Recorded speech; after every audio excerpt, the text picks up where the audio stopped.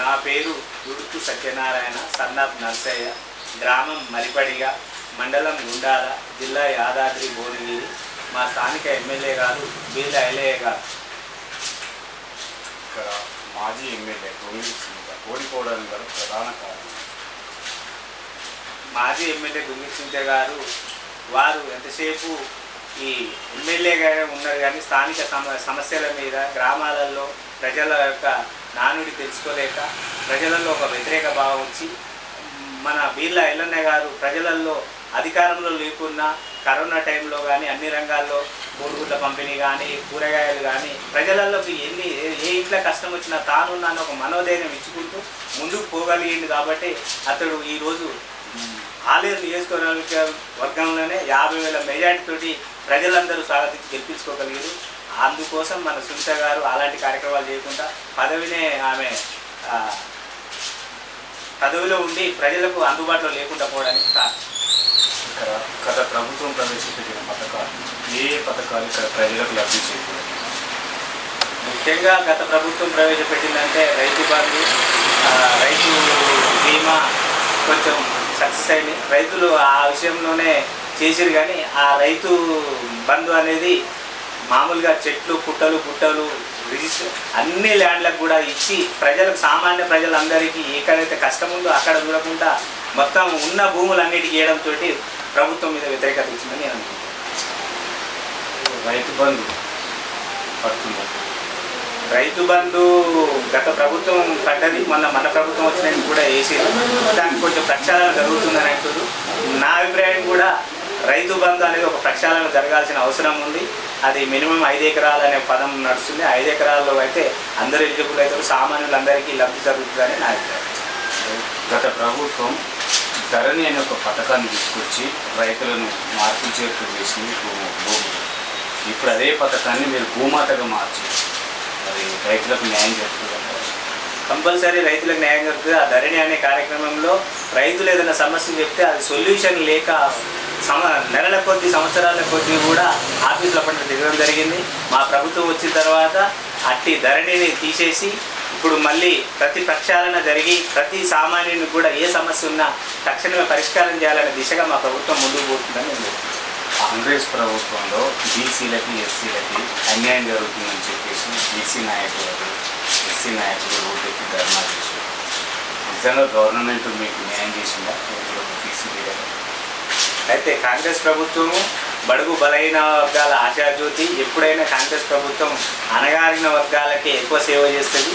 అది ప్రజలు గమనించేది కావాలి. ఇవాళ మనం రేవంత్ రెడ్డి గారిని ముఖ్యమంత్రి, మా ఎమ్మెల్యే గారిని ప్రభుత్వాన్ని తీసుకోగలిగింది కాబట్టి ఆ సామాన్యులంతా కలిస్తేనే ఈరోజు మనం అధికారంలోకి రాగలిగి. అది తప్పుడు సంకేతం, అది కరెక్ట్ కాదు. కాంగ్రెస్ ప్రభుత్వంలో మహిళలకు న్యాయం జరుగుతుందా? రక్షణ లేదు, ఇంతవరకు హోంమంత్రి కూడా లేదు కదా రాష్ట్రానికి. ఎలా రక్షణ జరుగుతుంది? ఇప్పుడు మనం అధికారంలోకి వచ్చి ఒక 6 నెలలు కూడా కాలేదు. సరే, ప్రభుత్వం చేయాల్సిన పనులు చేసుకుంటూ పోతుంది. ఎన్నికల మధ్యన ఎంపీ ఎన్నికలు వచ్చినాయి కాబట్టి కొంచెం సమయం ఉంది. హోంమంత్రులు ఉంటారు, అందరూ ఉంటారు. పరిపాలనను ఇంకొక 15-20 రోజులలో మంత్రులు కూడా పదవులు కేటాయించబోతున్నారు.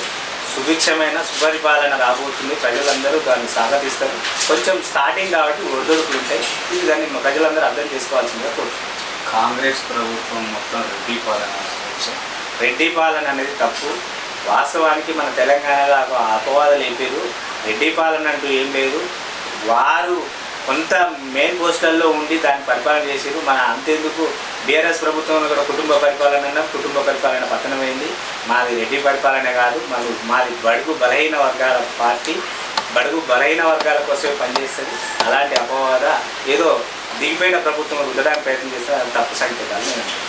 15 అంటే ఆగస్టు 15 లోపు రుణమాఫీ చేయకపోతే మీరు ప్రజలలో కలిసేసుకుని తిరగలరా?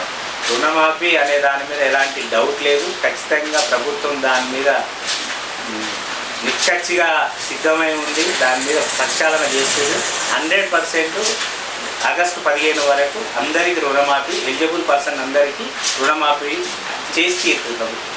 ఈ 6 గ్యారంటీలలో గ్యాస్ కానీ విద్యుత్ కానీ కొన్ని చోట్ల అమలు కాలేదు.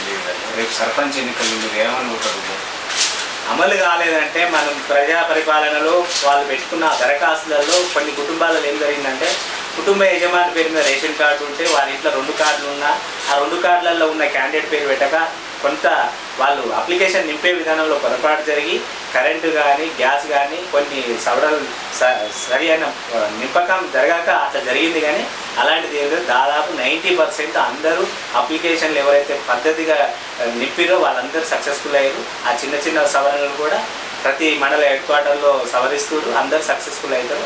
అలాంటి సమస్య ఏది లేదు. ఉచిత బస్సును తీసివేయాలని చెప్పేసి కొంతమంది కాంగ్రెస్ కార్యకర్తలు కాంగ్రెస్ నాయకులు అంటున్నారు, లేదా మార్పులు చేర్పులు చేయాలంటున్నారు. ఇది కరెక్టా? ఇప్పుడు మార్పులు చేర్పులు అంటూ ఏం లేదు. ప్రజలందరూ కూడా అవసరాల రీత్యా ఓట్లు, మహిళలు అయితే చాలా హ్యాపీగా సంతోషంగా ఒకప్పటికి ఇప్పటికి వాళ్ళు హైదరాబాద్ కానీ వాళ్ళ బిడ్డల దగ్గరికి అల్లుల దగ్గర కొడుకుల దగ్గరికి ఏదైనా పనులకు పోవాలనే కానీ ఆ పొయ్యి వచ్చే వరకు 400 రూపాయలు ఖర్చు అయ్యేది. అలాంటిది నెలలో ఒక 2-3 సార్లు కూడా పోవడానికి కుటుంబాన్ని కలుసుకోవడానికి ఫోన్లలో కాకుండా మంచి అవకాశం ఇచ్చి ప్రభుత్వానికి ప్రజలందరూ మహిళలందరూ ముఖ్యంగా ధన్యవాదాలు తెలియజేస్తారు. ఈ గవర్నమెంట్లో కాంగ్రెస్ ప్రభుత్వం వచ్చిన తర్వాత సర్పంచ్ పరిపాలన అయిపోయింది, స్పెషల్ ఆఫీసర్లు వచ్చారు, అభివృద్ధి మొత్తం కుంటుపడుతుందని చెప్పేసి ప్రజలు అంటున్నారు. ప్రజలు అభివృద్ధి పథం అంటే దానికి ఒక రిజర్వేషన్లనే కోర్టులో కేసు నడుస్తుందనే ఒక సమాచారం ఉంది కాబట్టి అలాంటిది ఏం జరగదు. అధికారులు కూడా బాధ్యతాయుతంగా పనిచేస్తారు. కాకపోతే ప్రజలతో ఎన్నుకున్నపడ్డ వాళ్ళైతే కొంచెం అందరికి అందుబాటులో ఉంటారు, సమస్యను ఎంబడే ఛేదించగలుగుతారు. కాబట్టి కొంచెం ఆ చిన్న చిన్న సమస్యలు ఉంటే ఉండొచ్చు. త్వరలో వాటిపై కూడా ప్రభుత్వం నిర్ణయం తీసుకోబోతుంది. స్థానిక ఎన్నికలు కానీ అన్ని రకాల ఎన్నికలు పెట్టడానికి సిద్ధంగా ఉంది. పారిశుద్ధ్యం కానీ డ్రైనేజ్ వ్యవస్థ కానీ విలేజ్ అస్తవ్యస్తంగా ఉంది. అస్తవ్యస్తంగా అంటూ ఏం లేదు. గ్రామ సిబ్బంది వాళ్ళు వాళ్ళ బాధ్యతతో పనిచేస్తారు.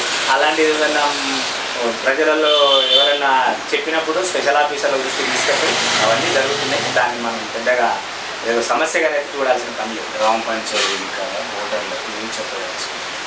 ఓటు ఎలా అడగాలి?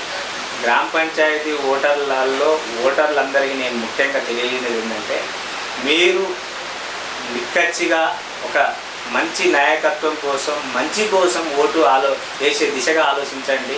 ఆ స్థానికంగా ఆ రోజు జరిగే ఎన్నికలలో ఆ రోజు కోసం కొంచెం ఆర్థిక లావాదేవీలకు కానీ మద్యానికి కానీ బానిసై మీ అమూల్యమైన ఓటును పక్కదారి పట్టకుండా ఒక గ్రామ డెవలప్మెంట్ కోసం పనిచేసే వాళ్లకు పార్టీలు ఇచ్చే టికెట్లు ఎవరైతే ఏ పార్టీ ఏ టికెట్ ఇచ్చినా కానీ ఎవరికి ఇచ్చినా కానీ గ్రామానికి అభివృద్ధి పదంలో నడిపే నాయకుల్ని గ్రామ స్థాయిలో కానీ మండల స్థాయిలో కానీ గ్రామానికి ప్రజలకు మమేకమై అందుబాటులో ఉండే నాయకుల్ని ఎన్నుకోవాలని నేను